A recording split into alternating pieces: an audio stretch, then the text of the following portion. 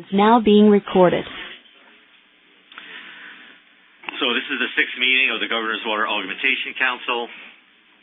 We all know that the Governor has given us the task of investigating long-term water augmentation strategies, additional water conservation opportunities, and funding and infrastructure needs to help secure water supplies for Arizona's future. We want to start by going around the table so that the council members can introduce themselves. So I am the Director of the Department of Water Resources, Tom Bushatsky. Jerry Walker, ADWR. Ted Cook, Central Arizona Project. Warren Tanney, Arizona Municipal Water Users Association. Pat Graham, the Nature Conservancy. Wade Noble, Yuma County Agricultural Water Coalition. Cheryl Lombard, Valley Partnership. David Brown. Glenn Hammer, Arizona Chamber of Commerce and Industry. Rod Keeling, Arizona Wine Growers Association. Chris Udall, Agribusiness Water Council of Arizona. Virginia O'Connell, Arizona Water Bank. Dave Roberts with SRP. Rudy Damage. Ron Doba with the Northern Arizona Municipal Water Users Association. John Kamik, Southern Arizona Water Users Association. Vass Aha. Maureen George, Nahata County Water Authority. And Bob Lutz from Arizona Public Service Company. Do we have any council members on the telephone?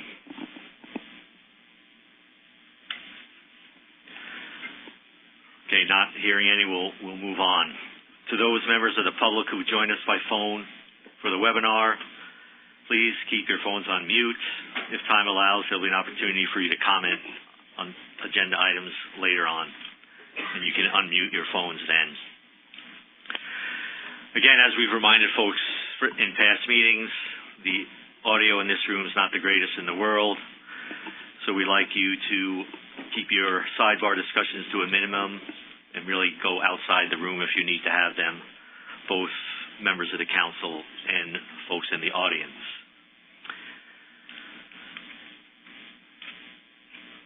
No elected officials. So before we move into the agenda, I did want to do a couple things. First, I wanted to take an opportunity to refer all of you to Senate Concurrent Resolution 1008 that recognizes former council member Rick Labus. We put copies of that resolution at everyone's seat, and I think we have some for the audience if they would like them. We will definitely miss Rick here at this council and in lots of other venues.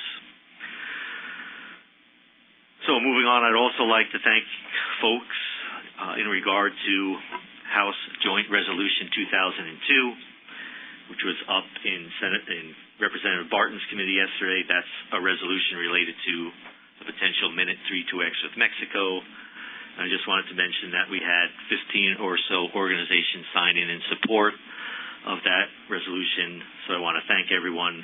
That will be coming up in Senator Griffin's committee. We're not sure of the exact date yet, but maybe next week. So I thank everyone's support for that.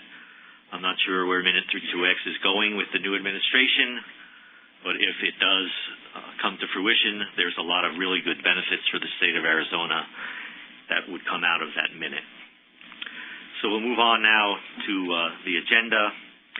Our primary focus today is going to be on the work being done by our committees. Their work is addressing the topics identified by the council for this year in the first annual report. And I anticipate that the work they're doing will be the primary content for our next annual report. We're going to have the committee chairs give a presentation, followed by time for questions and discussions with the committee chairs. Our second part of the meeting is going to be focused on some of the actions that the council recommended be taken by DWR with respect to the lost and unaccounted for water and water efficiency. There's going to be a presentation on the water emergency team that is chaired by ADEQ Director Cabrera, in which DWR is a part of, and an update on water loss prevention efforts being collaboratively taken by the Water Infrastructure Finance Authority and DWR. So we will start with agenda item number 2 on the committee reports. And first up, I think we have Bob Lotz, Chair of the Desalination Committee. Bob? Thanks, Tom. So our committee had its third meeting on January 19th down at the Yuma Desal facility. I'll just go through some of the people on the committee right now, and it's comprised of some of the GWAC members and some representatives appointed by other GWAC members.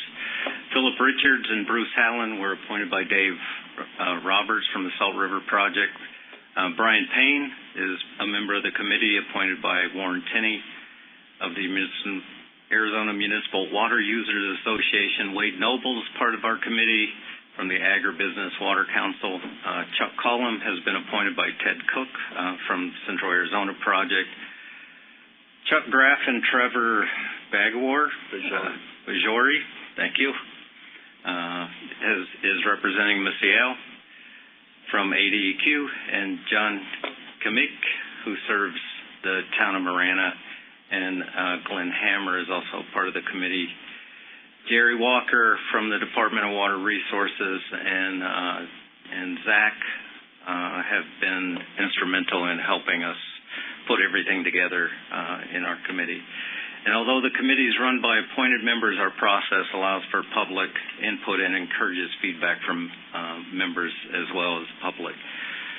So Mike Norris from the Bureau of Reclamation gave the committee a presentation of the Yuma Desal facility and a tour of the plant, its current status, and what it would take in terms of cost and materials to get the plant running at 1/3.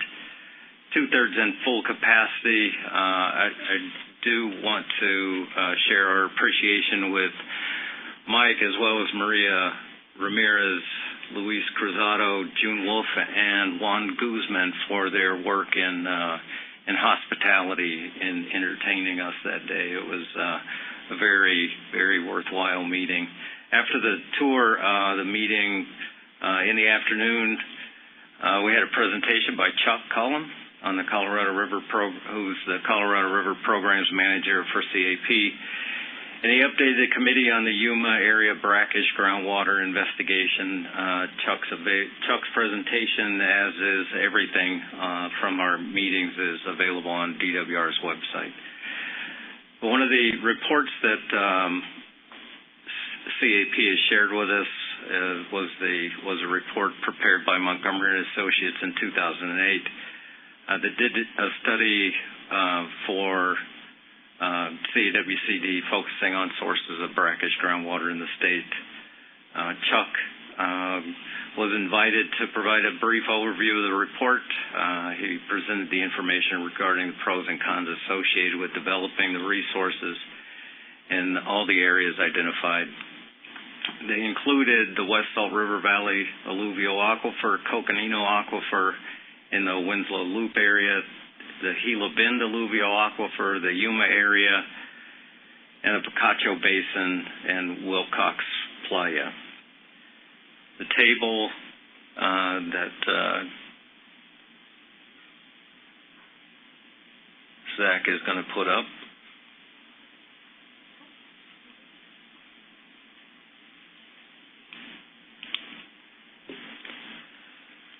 So the table you see is how our committee will investigate each of these areas. Listed across the top row are some of the areas that we thought were, we identified as the issues that we'll face with each one of these as we move forward, whether it's the sustainability of supply is absolutely critical. How long will it last? And what is the quantity that we could expect to achieve out of any of these areas? Of course, brine disposal is one of the biggest areas of concern for any of these, as you all know. When we're in the inland area of the state, it becomes very difficult and challenging to deal with brine disposal. Land availability and cost, when we look at brine disposal, if it is evaporation ponds, that is a huge footprint that we would have to use, and that brine disposal is a major cost driver for any of these. And location is really location to the end user. I mean, if we get so far away that the transportation cost just isn't a viable alternative, then that may be a deal killer also. Cost to produce the water, what is the capital and O&M expense, and what is the all-in cost for this water? Local area issues, who would want the water? What is the atmosphere of the local area, whether it's the residence, industry, agriculture? Would they accept this? And last but not least, regulatory and legal issues. So every one of these will run through this gauntlet.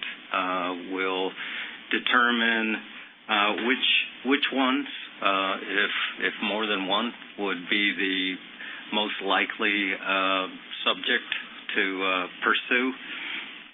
And every one of these right now we look at and say it would take minimum 6 and probably exceed 10 years to go through the timeline to get to something that actually is output of water.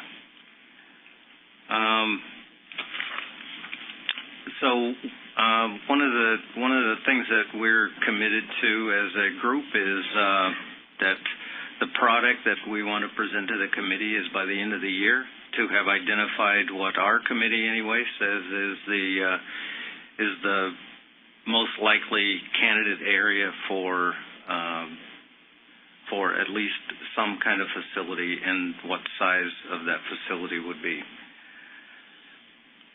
One of the things that my group needs to do is, as well as probably the other groups, is to engage with the other committees. I have attended John's committee on reuse. We also need to attend the finance committee meeting. Finance is a big portion of this, and one of my folks from APS attended Maureen's meeting. And we all need to stay engaged with one another so that we kind of all keep up with what we're trying to accomplish here. So the next meeting we have is March 8th, and in that meeting the City of Goodyear will be presenting to us on what they've done with their wetlands area over there to deal with their disposal issues from their RO as well as their wastewater treatment plant. So the meeting's at 10 o'clock, and, of course, anybody's welcome to attend. Thank you. Any questions? Questions for Bob from the council? Comments? Can you put the chart back up, the evaluation chart back up for me, please? While they're doing that, Bob, I'll ask you this. So, do you have the resources that you need to be able to populate that chart? If not, as you assess that, let us know, and we'll see what we can do here at DWR to help get you the resources you need to fill in the blanks on the chart. I appreciate that, Tom. Right now, I think we have what we need with Jerry and Zach's support, and if there's anything else additionally that we need, we won't hesitate to ask for the support.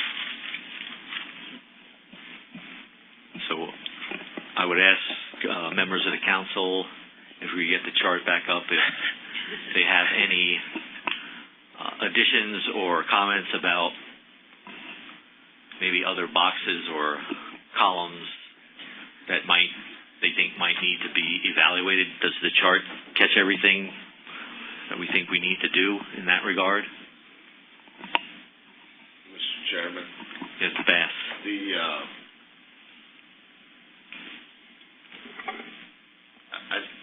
I think they've done a good job on the chart. We, in our business, like to call it running them through the chute.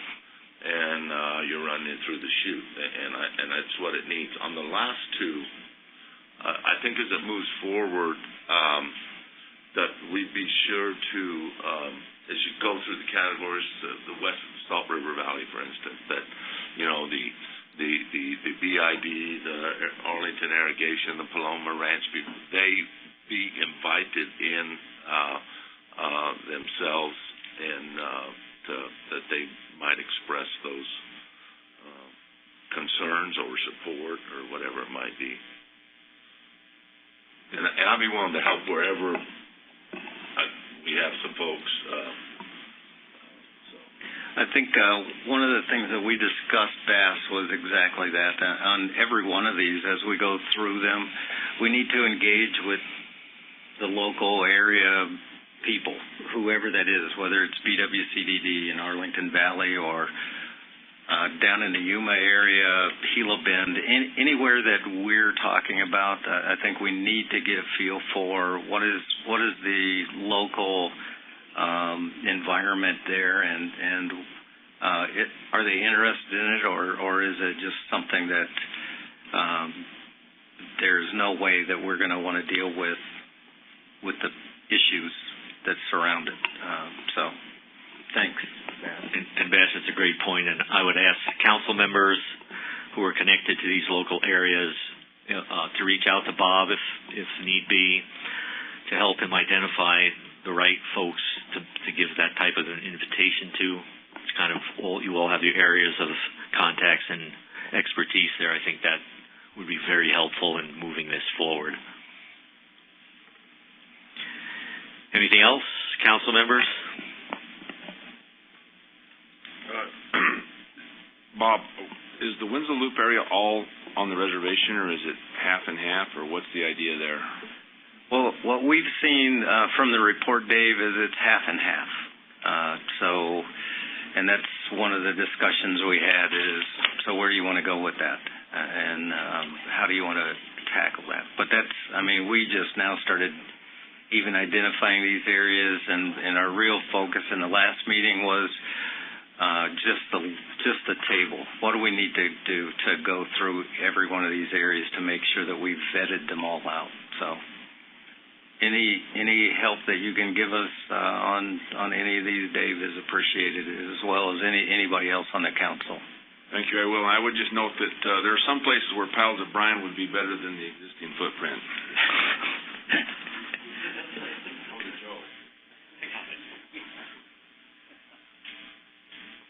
Okay. Is it Friday? That's why there's no laughter? Right. We're all worn out. We're worn out from the week. Okay, thanks, Bob. Anyone else? I understand Sarah Porter has joined us on the phone. Do you have any questions or comments, Sarah? All guests have been unmuted. I don't have any questions or comments. Thank you very much. Okay, thanks. Tom? Yes. It's Lisa Atkins. I'm on the phone as well. Hi, Lisa. Thank you for joining us. Do you have any questions or comments about the DSAL committee work? No, thanks. Thank you. Misael. I just want to commend the team for the elegance of their screening criteria. Okay, this kind of methodology for screening opportunities actually can result in real action later. So I just want to commend the committee for not coming up with a 10-year plan and instead looking at specifics and specific screening criteria. That's exactly the right thing to do. Well done. Thank you. Thank you. Okay, ready to move on? We'll move on to the next committee, John Kamik, Chair of the Recycled Water Committee. Thank you, Mr. Chairman. As a reminder, the Recycled Water Committee was tasked with assessing the current status and recommendations for reclaimed water that emerged from the Blue Ribbon panel. That was concluded in 2010. And the committee was also tasked to explore these opportunities across Arizona where new reclaimed water projects for augmenting local water supplies could be available and what impediments might be out there to maybe be lifted to allow more use of reclaimed water. The committee is comprised of several GWAC members, the appointed representatives, technical experts as requested through the committee. Some of the members of the committee are Mr. Brad Hill from City of Flagstaff and Charles Mosley from the City of Sedona. Both were appointed by GWAC member Ron Doba from NAMWA. Brian Payne was representing Warren Tinney from AMWA. Chuck Graff representing Misael Cabrera of ADEQ. Bruce Hallen and Philip Richards representing Dave Roberts at SRP. Jerry Walker of ADWR. GWAC member Bob Lotz from the DSAL committee and APS has also been participating, as well as Scott Miller with APS as well. Maggie Messerschmidt representing GWAC member Pat Graham at the Nature Conservancy, and Tim Tomier and Jeff Biggs representing Southern Arizona and representing recommended by myself. So, although the committee is run by appointed members, our process does follow, like the other committees, public input and encourages feedback from members of the public. We've had 2 meetings. The first meeting was held on December 5th of 2016, and what we had was more or less 5 educational presentations on the status of reclaimed water use around the state, as well as a status update on any of the recommendations that were made through the Blue Ribbon Panel on water sustainability back in 2010. So just a background on some of that work that was done in 2010 and where the state has gone since then. There was about 18 recommendations that were generally related to reclaimed water use. Of those, at least 50% of them have been moving successfully towards completion. 39% appear to not have any movement at all, but it may be imminent, and at least one of them has an unknown status.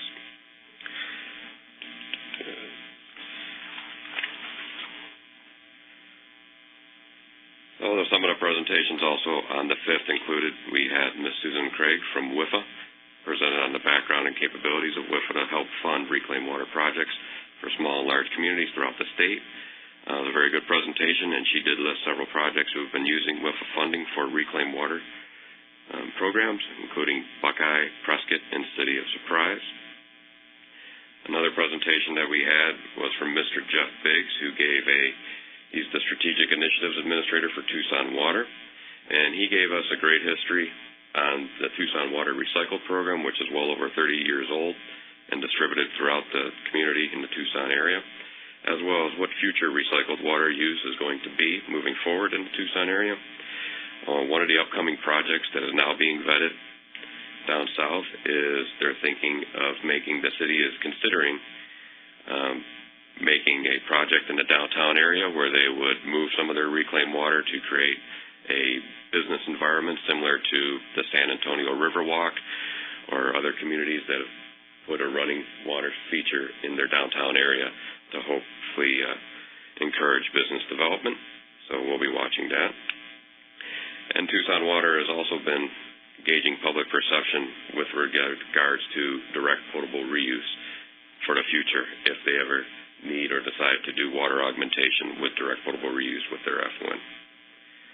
Another presentation on the 5th was from committee member Bob Lotz, who described how industrial reuse is being used at the Palo Verde Nuclear Power Plant and how important it is in the state of Arizona. Water like that for industrial uses, and particularly in the energy sector, have been going on for decades, and is of critical importance of how the water is used in this part of the state. Also present was Brad Hill, the Utilities Director of City of Flagstaff, and he described the growth and the momentum of the Flagstaff recycled water program. Flagstaff also has a major customer, industrial customer, in their paper mill factory in the Flagstaff area that uses their reused water for industrial purposes. Flagstaff is currently reviewing other forms of reuse and other expansions of their recycled water program to help alleviate future demands on their potable water infrastructure. We had a second meeting of the committee just a few weeks ago on January 24th. That meeting had 2 main presenters. The first presenter was Chuck Graff of the Department of Environmental Quality, and Chuck gave a direct update on the advisory panel for emerging contaminants, and that was a strong recommendation that came out of the Blue Ribbon Panel in 2010. state was going to continue to use or follow the advanced use of recycled water in the future to help with our augmentation strategies, that more needs to be known about the water quality in communities that wish to either develop reclaimed water for industrial or irrigation use, or potentially go to a direct potable reuse strategy. So Chuck's presentation identified what the panel has been doing in their report that concluded last year with the advisory panel on emerging contaminants. It was very successful. One of the outcomes of that is a recommendation to continue the advisory panel on emerging contaminants as headed by the ADEQ to continue to identify any compounds of emerging concern related with recycled water use. And following Chuck's presentation, then we had Mr. Tim Tomier, the director of Tucson Water, and Tim is also the chairman of what's been referred to, or what is called the Steering Committee on Arizona Potable Reuse. This committee has been around for the last couple of years and is comprised of members from the Department of Environmental Quality as well as many of the stakeholders throughout the state of Arizona, most of them tied directly or indirectly with the Water Reuse Association of Arizona. So that investigating potable reuse was another outcome of the Blue Ribbon panel, and Tim was able to give us a great update on where the Steering Committee on Arizona Potable Reuse is, also referred to as SCAPR, using the information gained through the advisory panel on emerging contaminants, as well as what's going on throughout the industry, not only in the United States but globally with respect to direct potable reuse projects, either in California, Texas, New Mexico, where these things are occurring due to crisis situation. The state of Arizona has been studying this and moving forward in a proactive manner. It is not a crisis with any of our communities now, and that's why doing this within the state and setting up a possible regulatory framework before it becomes a crisis with any of our committees is important going forward. We're anticipating through that committee, according to Mr. Tomier, a report, guidance document that was developed between the members of the steering committee as well as the National Water Research Institute. And that guidance document will be looking at all the activities happening globally and nationally in regards to how to set up properly a safe and productive direct potable reuse program, and it will lay the groundwork for how the state of Arizona may be able to move forward with that in the near future. So our next committee meeting is yet to be scheduled. However, some items to be considered moving forward with our Recycled Water Committee I'd like to address now and maybe engage in some discussion with the committee moving after this report. One of the items that has come up in the Recycled Water Committee is what we're calling repurposed water challenges. And in many aspects, especially at a community level, water that is being discharged either from a wastewater treatment system or an industrial treatment system is being released and being used in some fashion, mostly by the environment. If communities continue to look at augmenting their potable use or their water challenges with increased use of recycled water or possibly moving to a direct potable reuse scheme, then some of that water that may be currently going to the environment is going to be redirected to other issues or to those other projects. And that could potentially open up for some conflict within local communities between stakeholder groups who are enjoying the use of the water that's currently occurring and those from the water industry that may decide that they believe there's a higher purpose for that water. So just to put that out there, that these are challenges that may be lying ahead for the future of the state, particularly in our urban areas. Other item that we're going to continue to study and move forward with is the direct potable reuse scenario. ADEQ, as we understand, is currently looking at removing the current prohibition on reclaimed water for direct human consumption, also known as direct potable reuse, possibly as soon as this year. With the removal of that, which the members of our committee seem to be in support of, with the removal of that, then communities will actually have the ability to plan for different water augmentation strategies that may include direct potable reuse. Currently, most communities do not plan for it because it's currently prohibited. Well, if that prohibition is lifted, then it provides another possible tool in a water planner's portfolio that they can look at and examine at a community level to see if it is potentially viable in the near or long term for that community. So with that, just looking for guidance and any comment from this committee on the topics we've covered and possibly any other topics that we may wish to consider for our committee moving forward. Mr. Chair. Thanks, John. Questions, comments for John?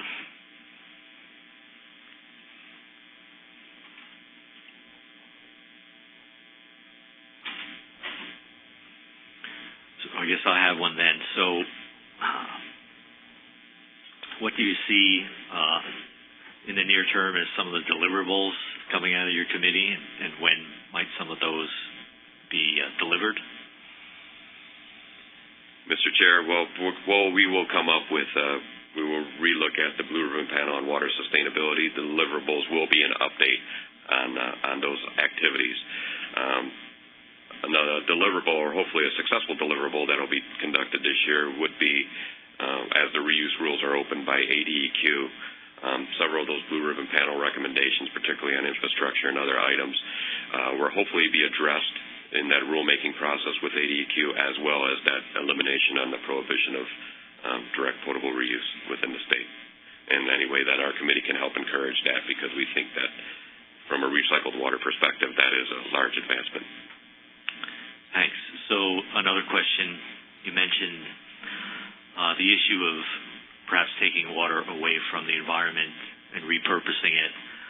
Are representatives of folks who might be concerned with that issue participating in your committee at all?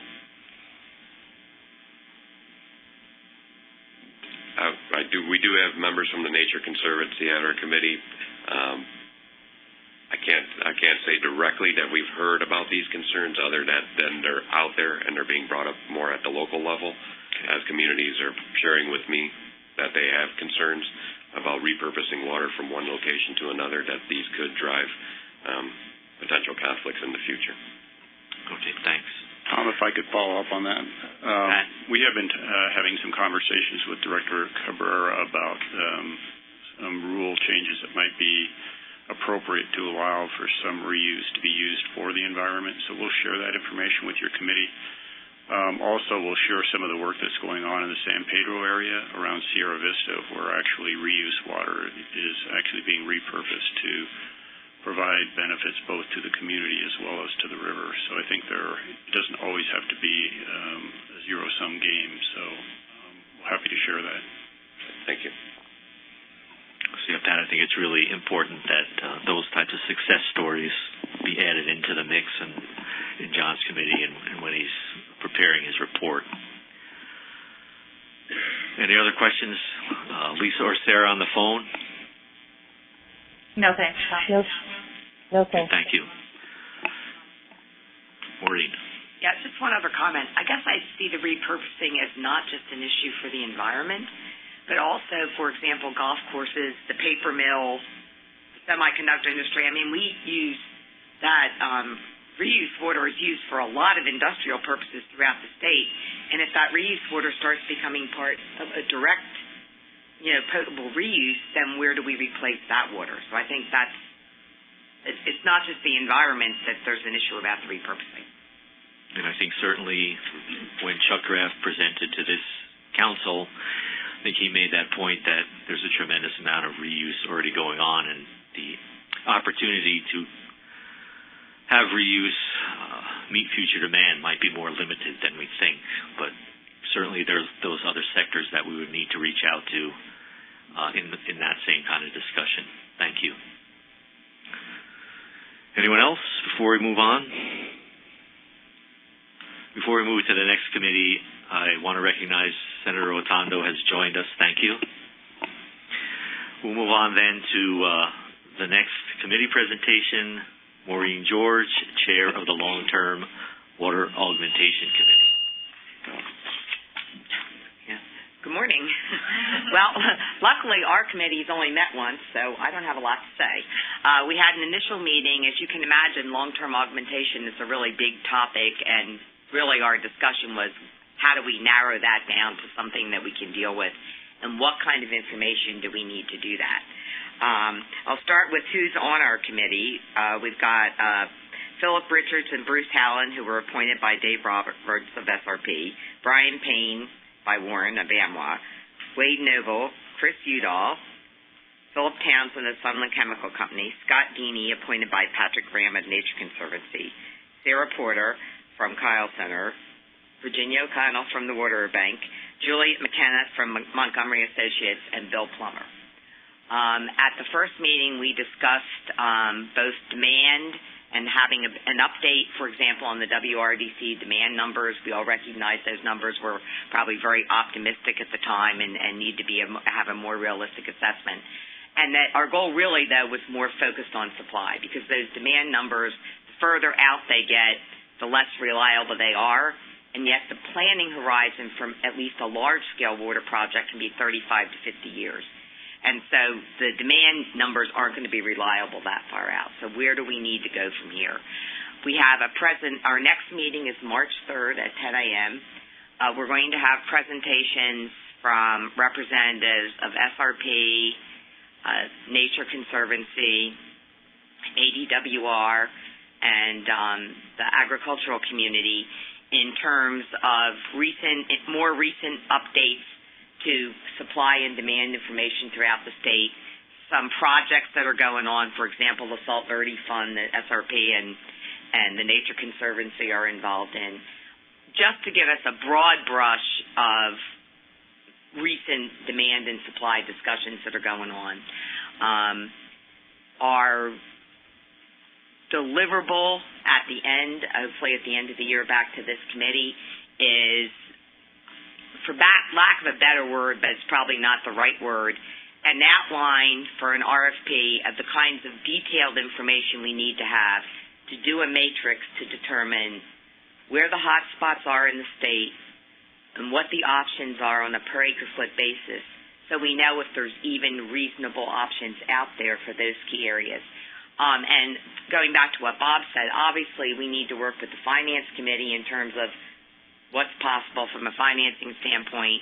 And then we also need to look at those demand numbers and offset them by what may be available from the Reuse Committee and the Brackish Desal Committee.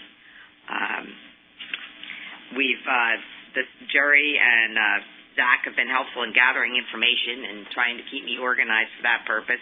We welcome any input from the committee or members of the public, which we have had some to date, in terms of other information that we can consider as we move forward. Thank you. Any questions for Maureen, the council?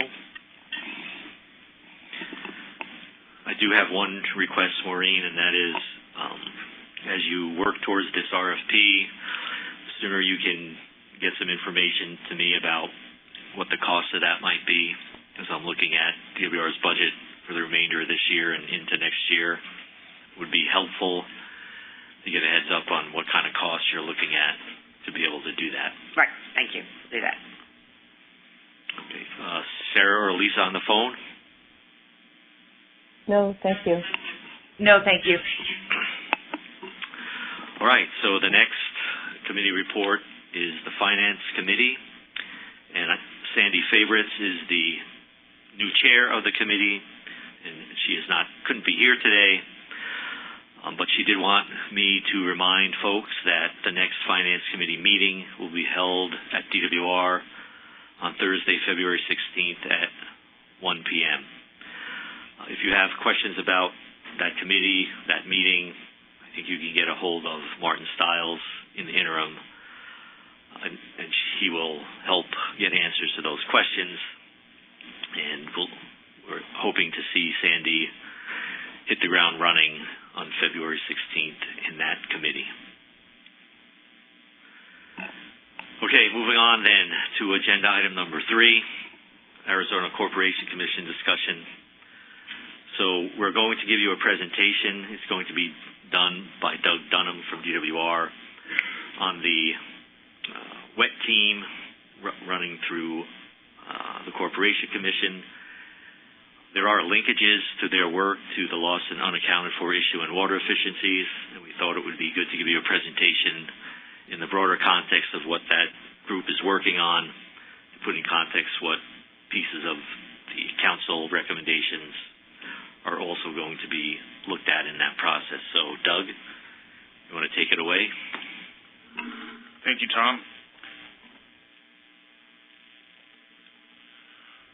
So the Water Emergency Team, or WET for short, we all have to have cute acronyms, so was originally formed, called together by Commissioner Tobin over at the Corporation Commission.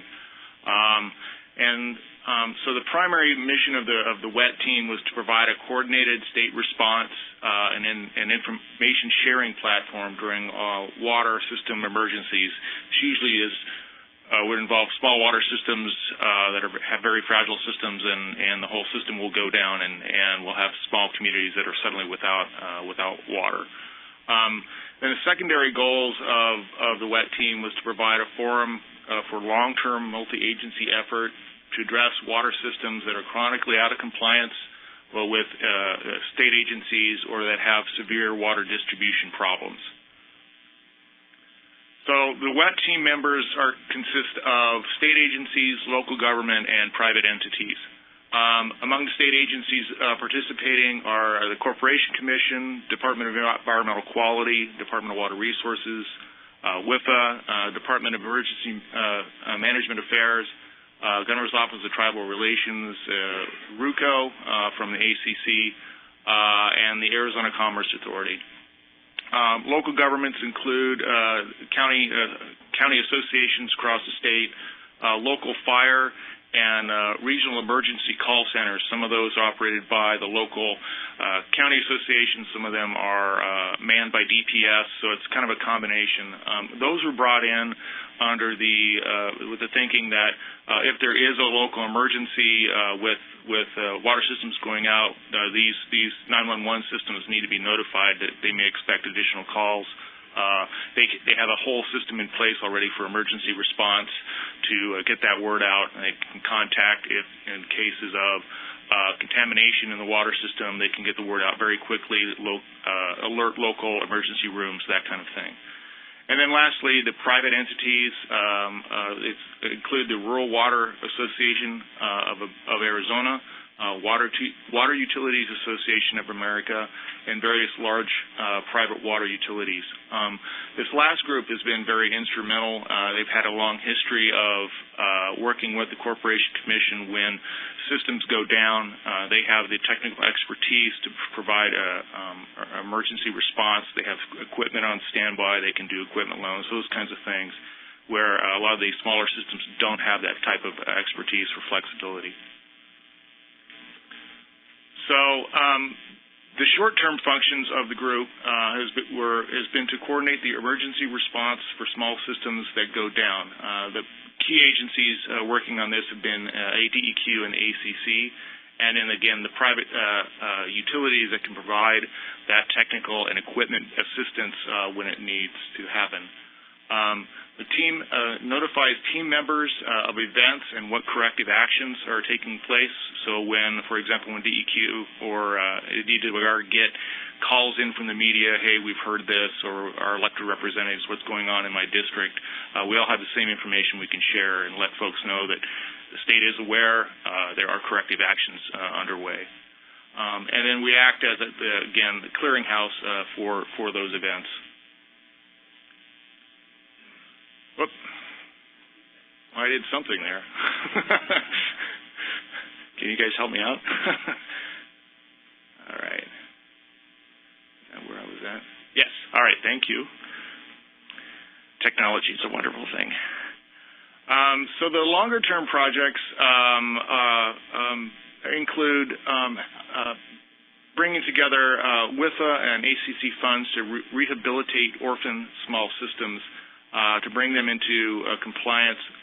Most of the non-compliance activities we see are through ADEQ under the Safe Drinking Water Act, and then to be able to repair and replace derelict infrastructure. There is a fund that's available.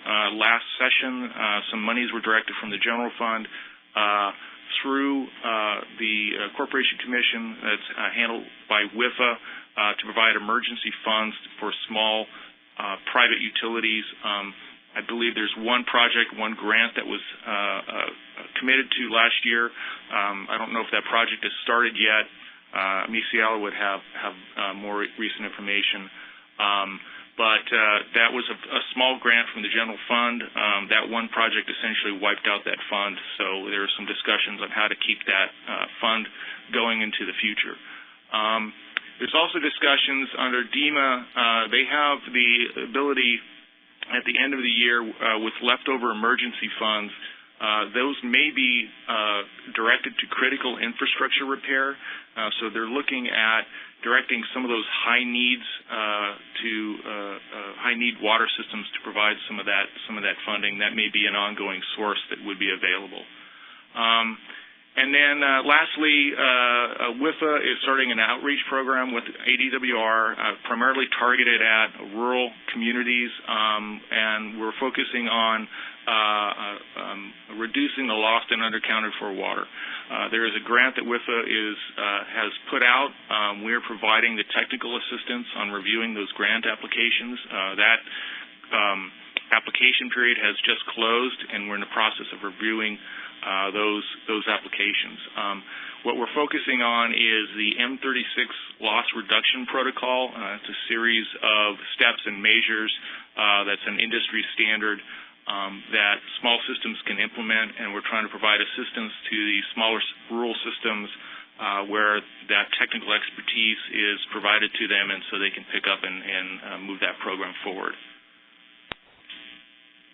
And some additional long-term projects. ADEQ is initiating a systematic publication of the Safe Drinking Water Act compliance reports, and they're coordinating more closely now with ACC, so the Commission is aware of their systems, who's in compliance, who's not, and coordinating with the Commission on what steps need to be taken to upgrade these systems, so when these smaller utilities report to the Commission, they understand some of the financial strains they're under and what specific steps that need to be taken.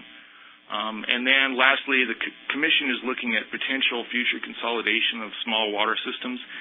There are hundreds of these small, tiny, little systems across the state that just do not operate on an economically viable. They're just not large enough. The scale is not there. So they're looking at potential ways to make them more economically viable. That would increase the supply and infrastructure dependability, maybe consolidation with some of the larger water companies. Some of the issues with that, of course, are these are private utilities, private systems. How are owners compensated? What is the value? There's takings questions. A lot of times these system owners have walked away. People have stepped in, made repairs, brought them back up to snuff, and all of a sudden they show up because my derelict car is now running really well and it's worth something. So there's a lot of issues with that. Oop, I did it again. All right, and then lastly, thank you, gentlemen back there. We are initiating an annual reporting discussions with the Corporation Commission, and we're going to be bringing in DEQ on this project as well. We started to compare notes with the Commission on our annual reports, comparing data, particularly in the lost and unaccounted for reports that we get through our community water system reports. What we found is our compliance rate as far as actual reporting percentages vary greatly. There's a lot of systems that don't report to us that they are reporting to the Corporation Commission. Part of that is because we lack the authority to force some of the rural systems to report to us. And then the Commission, and we started thinking about the quality of the data that's coming in. Our lost and unaccounted for numbers in a lot of cases do closely match what's being reported to the Commission, but there are a lot of systems that they vary very widely. It's sometimes by over 500%. So there's some data quality issues we're going to try to address there. So we've just started this conversation, so we'll be bringing in both DWR, DEQ, and then with the Corporation Commission. I'm going to be looking at how we can improve our annual reporting process. So some of the initial ideas are to perhaps create a common web portal, so as systems report, they can go to one place and see the three agencies together, what we're asking for. Perhaps modify the reporting form. It would be nice to have one single form that all providers would use. Eliminate some of the duplicative questions that we all, same common data that we all need, ask the same question the same way. And then perhaps modifying the reporting season.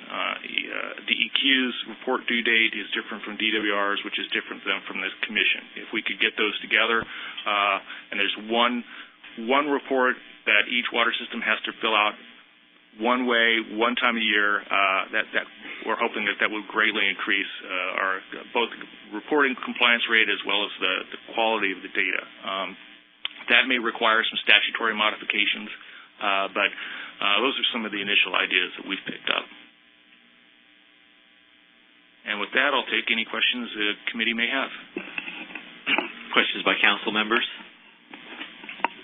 Bob. I have one, Doug. Thanks for the presentation. Is there a list of these small community water systems that are in need of help? Yes, there is.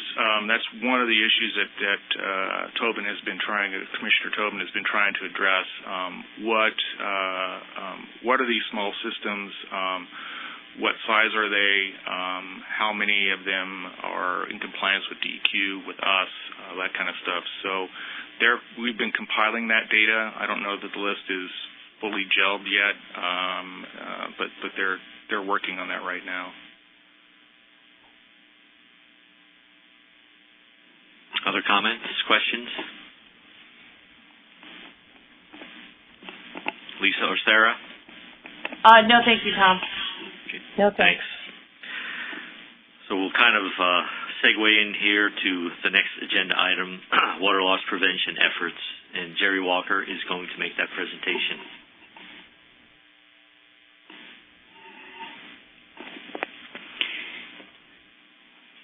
Hello, everyone. It's not a presentation. It's a pretty quick update, and Doug kind of touched on some of the points, and we did introduce this at the last Governor's Water Augmentation Council meeting. So I did just want to throw out, WIFA staff provided us with some statistics from a kind of press release that they did associated with this effort. And so I'm just going to let you know that in the United States, leaking pipes lose approximately 17% of the total water that is consumed. In Arizona, she gave it to me in gallons, but I converted it to acre feet, which makes more sense to me.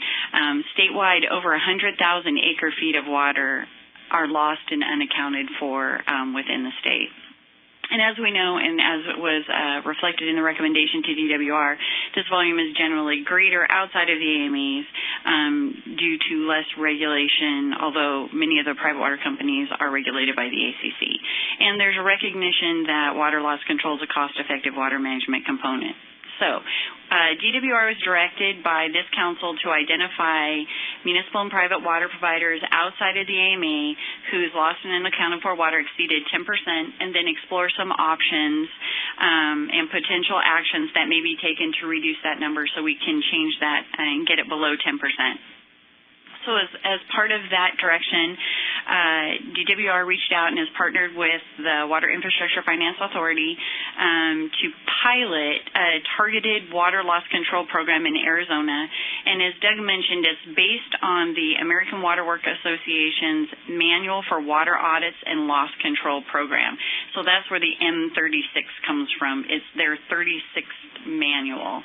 And what that manual does is it details the industry's best practices for water loss accounting. So through this effort, water systems will receive training on water auditing procedures, and that will include the receipt of water audit software, with the goal of allowing them to use the software and the procedures to determine the magnitude of their loss, determine the sources of those losses, and then ultimately even the cost to them to take actions to reduce those losses. So that's the tie with WIFA, because WIFA does have funding available that may be used to fund infrastructure improvements to reduce water losses. In this process, WIFA has provided $100,000 in funding, and that came from their Drinking Water State Revolving Fund Technical Assistance Set-Aside, and DWR has provided $25,000 from the Rural Water Studies line item of our budget. So where we are on December 8th, request for proposal went out for consultants to do these efforts with these water systems, targeting drinking water systems that will commit to embracing the M36 best practices, and then also looking at evaluating the feasibility of perhaps piloting this for another year or expanding it even more in coming years. On January 12th, the RFP closed, and we are, staff from DWR is working with WIFA staff. We have a date scheduled for February 14th to actually evaluate the proposals that were received through the RFP process, and with the hope of actually identifying a contractor and having them hired on by the end of March. In the interim, as we've gone through the RFP process, which I didn't know prior to doing this is really long and very complicated, DWR and WIFA staff have been working together to have conversations about what requirements we would have for systems or what systems we would be looking at. One of the things that we did want to make sure that we did was that we brought this statewide. So we were looking at different geographic, or if we can get clusters of water systems in a particular area, because we did recognize that we want to bring this training out to the rural systems. We don't want to have training in Phoenix and have them come here, because that isn't really a big benefit to them. So we're trying to approach it in that manner. For that reason, it's probably going to cut down a little bit the number of water systems that we can do, just because of the money associated with moving out and doing it in the rural areas. But we're looking at identifying 6 to 8 systems for consideration. We anticipate having this completed by the summer time frame. I think that was all I had to talk about in that process. I did just want to say that staff at DWR and WIFA are really excited about this process.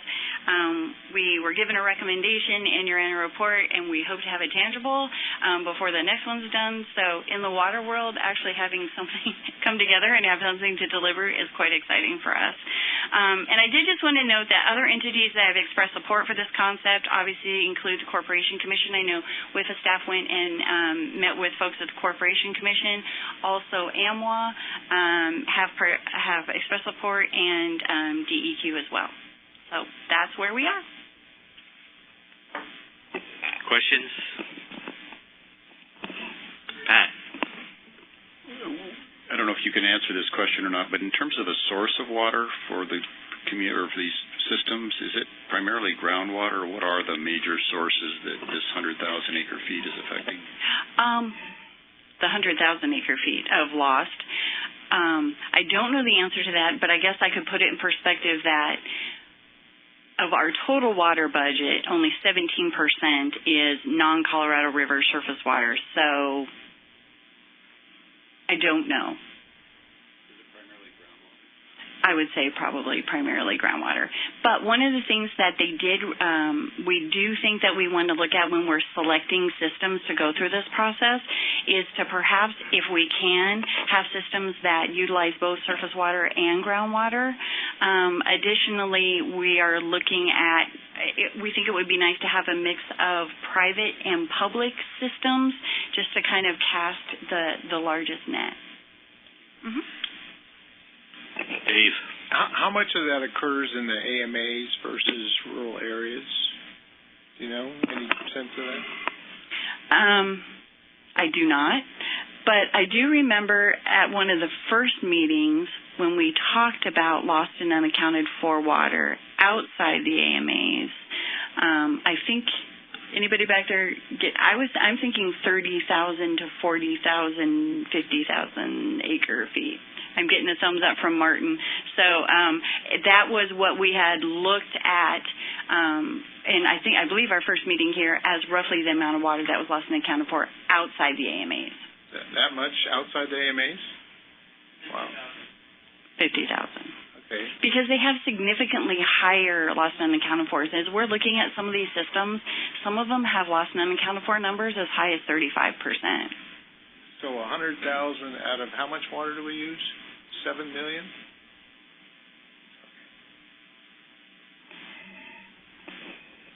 Any other questions or comments?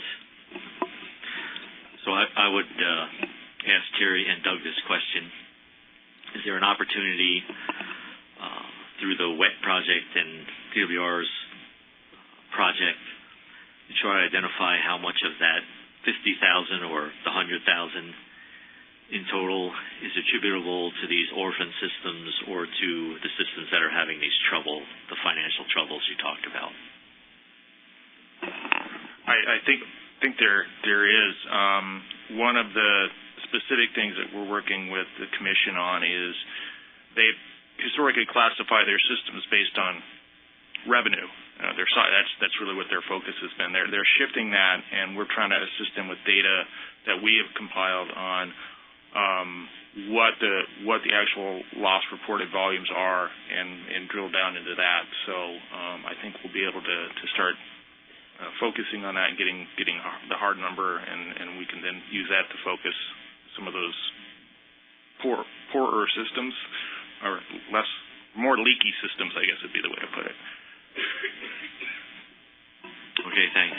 I don't want to forget Sarah and Lisa on the phone. No, thank you. No, thanks. Okay.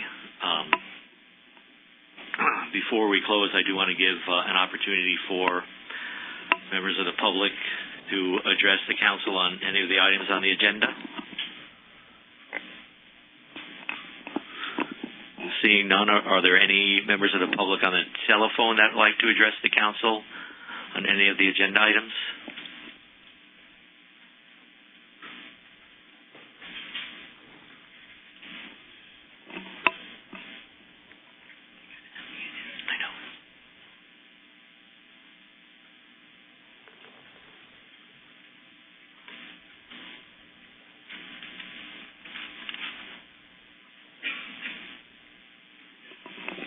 Okay, thank you. So I'll just say a few things in closing here.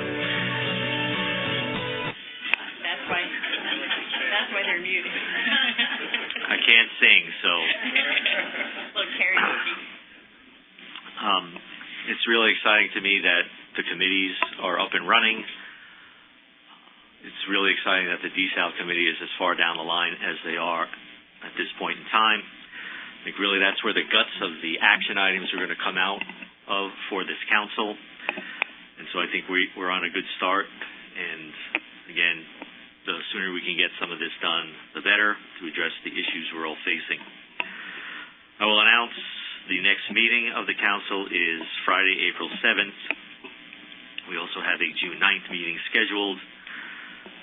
We will want to close, obviously, our review of the next annual report that's due by July 1st. By that June 9th meeting, we hope to have an offline process between April 7th and June 9th as well for the report. And I'm hoping either the June 9th meeting won't be needed to finalize the report, or it will be a quick last edits, last discussion of the annual report. So thank you for attending today's meeting. We'll have the audio and written summary of this meeting available on our website next week. Thanks. Tom, can I ask a question? Sure.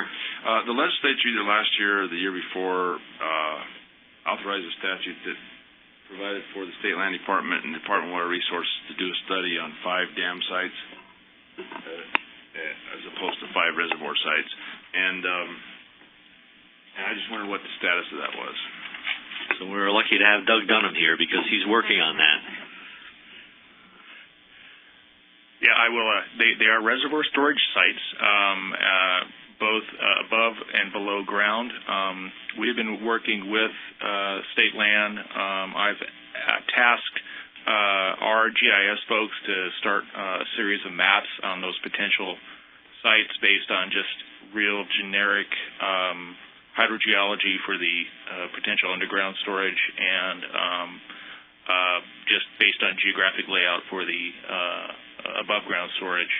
And then we're going to overlay that with state land, and then we'll sit down with state land and go over those details to hammer that out then. Thank you. Could we have that on a future agenda, Mr. Director? Yes, I'll talk to Doug about where they are in the process and the appropriate time to update, whether that's April or June. Anyone else before we adjourn?